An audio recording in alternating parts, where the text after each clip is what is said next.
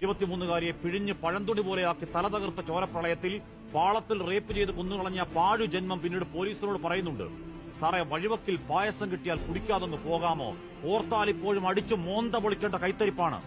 ആ മനുഷ്യവിരുദ്ധ തെമ്മാടി ഈ നമ്പർ 1 കേരളത്തിലെ നമ്പർ 1 സുരക്ഷാ ജയിൽ ഭേദിച്ച് തളാപ്പിലെ ഒരു നഗരത്തിൽ കൂടി നെഞ്ചുവിരിച്ച് നടന്നെങ്കിൽ, പിന്നീട് മാധ്യമങ്ങളോട് അശ്ലീലാംഗ്യം കാണിച്ചെങ്കിൽ അത് ആ സിസ്റ്റം പരാജയത്തിൽ അവന്റെ ഒടുക്കത്തെ കോൺഫിഡൻസ് ആണ്. ഇനിയും ഞാൻ ചാടും, പോലീസെ തടുക്കാമെങ്കിൽ തടുക്കണോ എന്നാണ് ആ വെല്ലുവിളി.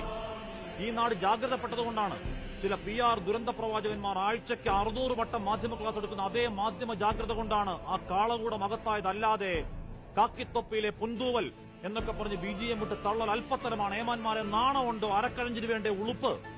ഇതേ സിസ്റ്റം പരാജയത്തിൽ ഒരു പാതകി, ഒരു ചെന്താമര ജാമ്യത്തിലിറങ്ങി ഒന്നല്ല 2 പേരെ പിന്നെയും കഴുത്തറത്ത് കൊന്ന് കാടുകയറി അധികനാളാവും മുൻപ് വെറുക്കപ്പെട്ടവൻ ഒറ്റക്കയ്യൻ തെമ്മാടി അങ്ങേയറ്റം ആസൂത്രണത്തിൽ കമ്പിയർത്ത് ആകാശക്കോട്ടയിൽ തൂങ്ങിയിറങ്ങിയെങ്കിൽ വിളിക്കേണ്ടത് പരാജയമെന്നല്ല, ഒറ്റപ്പെട്ട 100 അനാസ്ഥകളിൽ ആ സിസ്റ്റം നിരന്തരം ദുരന്തമാണ്, മഹാദുരന്തമാണ്, നാണം കെട്ട തോൽവി. ഇരുമ്പറ മുറിക്കും മുൻപ് എന്തോ ഉപ്പുവാരി പൊത്തിയെന്നാണ് കേൾവി. അത് ശരിയാണെങ്കിലും അല്ലെങ്കിലും ആ സാത്താന്റെ പുത്രൻ ഈ ഉപ്പുവെച്ച കലം പോലെ ദ്രവിച്ച് മുണ്ടക്കോലെടുത്ത സിസ്റ്റത്തിന്റെ സത്യസാക്ഷ്യം. ആഭ്യന്തര വകുപ്പെ, ആ നക്ഷത്രപ്പെരുക്കത്തിൽ കാക്കിയിട്ട മേലാളന്മാരെ, ഗോവിന്ദച്ചാമിയിട്ട നാണക്കേടിന്റെ ഉപ്പ് അട്ടിയറഞ്ഞു വീണത് ഇരുമ്പറക്കല്ല, നിങ്ങളുടെയൊക്കെ